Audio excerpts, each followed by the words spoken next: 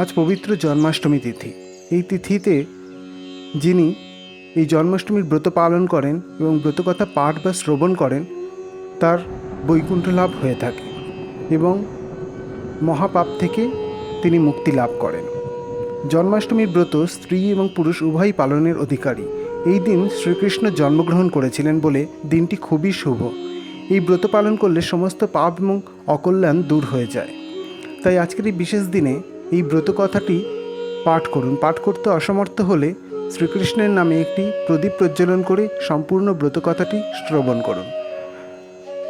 শুনতে থাকুন শুধুমাত্র সনাতনী ভাবনায়।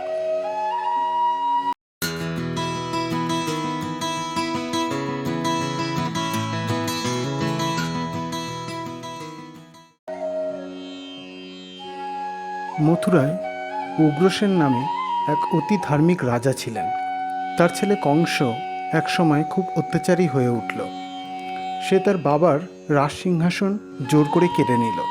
তারপর সে মহাদেবকে আরাধনায় তুষ্ট করে বর পেল যে শুধুমাত্র নিজের বোনের অষ্টম গর্ভের সন্তানের হাতেই সে মরবে, অন্য আর কারুর হাতে তার মৃত্যু নেই। এই বর পাওয়ার পর তার সাহস এবং অত্যাচার অনেক গুণ বেড়ে গেল। শেষে অন্য সব অসুরদের সঙ্গে যোগ দিয়ে সে প্রচার করে দিল যে রাজ্যে কেউ হরিনাম করতে পারবে না, যে হরিনাম করবে তার আর রক্ষে নেই। তারপর সে তার বোন দেবকী আর তার স্বামী বাসুদেবকে এনে কারাগারে বন্দি করে রাখল, কারণ সে জানত যে তার বোন দেবকীর অষ্টম গর্ভের সন্তানের হাতেই তার মৃত্যু হবে। এইভাবে কারাগারে থাকতে থাকতে দেবকীর 7টি ছেলে হলো, আর কংস প্রত্যেকটিকে কারাগার থেকে নিয়ে গিয়ে পাথরের ওপর আছাড় মেরে তাদের মেরে ফেলল। শেষে যখন কংস খবর পেল এইবার দেবকীর অষ্টম গর্ভের সন্তান হবে, তখন সে কারাগারের চারিদিক খুব কড়া পাহারার ব্যবস্থা করল। এরই মধ্যে ভাদ্র মাসের কৃষ্ণপক্ষের অষ্টমী তিথিতে গভীর রাত্রিরে নারায়ণ ভূমিষ্ঠ হলেন দেবকীর কোলে। নারায়ণের শ্যামবর্ণ চতুর্ভুজ মূর্তি দেখে দেবকী আর বাসুদেব একেবারে মুগ্ধ হয়ে গেল। বাসুদেব খুবই কাতরভাবে ভগবানকে ডাকতে লাগলেন এই ছেলেটিকে রক্ষা করবার জন্য। এই সময় কারাগারে এক দৈববাণী হলো, বসুদেব, আমার মায়ায় এখন সমস্ত পৃথিবীর লোক ঘুমে অচেতন হয়ে আছে।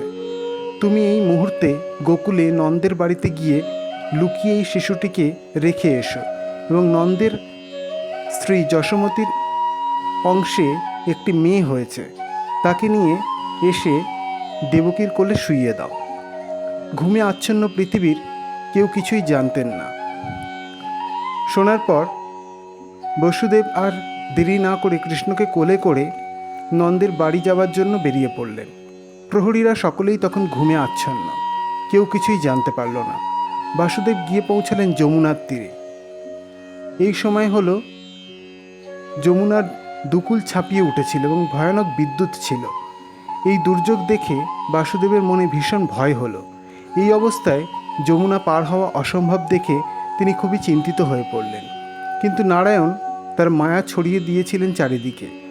এই সময়ে বাসুদেবের চোখে পড়ল যে যমুনার জল হঠাৎ কমে গিয়ে হাঁটুর সমান হয়ে যাচ্ছে এবং একটা শিয়াল অনায়াসে যমুনা পার হয়ে যাচ্ছে। বাসুদেবও তখনই চললেন শিয়ালটার পেছনে পেছনে।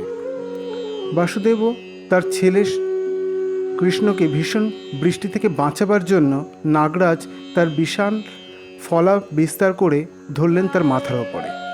এইভাবে অল্প সময়ের মধ্যে বাসুদেব কৃষ্ণকে যশোমতীর কোলের কাছে রেখে মেয়েটিকে নিয়ে আবার কারাগারে ফিরে এলেন ও মেয়েটিকে অর্থাৎ দেবী যোগমায়াকে দেবকীর কোলে রেখে দিলেন। সকাল হতেই কংস খবর পেল যে দেবকীর অষ্টম গর্ভের সন্তান একটি মেয়ে হয়েছে। কংস তখনই দেবকীর কোল থেকে জোর করে মেয়েটিকে কেড়ে নিল। মেয়ে বলে তাকে ছেড়ে দেওয়ার জন্যে দেবকী অনেক অনুনয় বিনয় করল, কিন্তু কংস কোনো কথাই শুনল না। সে যেমনি মেয়েটিকে পাথরের ওপর আছাড় মারতে গেল, সেই মুহূর্তে তার হাত থেকে মেয়েটি শূন্যে উঠে গিয়ে যোগমায়া মূর্তি ধারণ করে শূন্যে মিলিয়ে গেলেন। যাবার সময় তিনি কংসকে বললেন, তোমারে বধিবে যে গোকুলে বাড়িছে সে।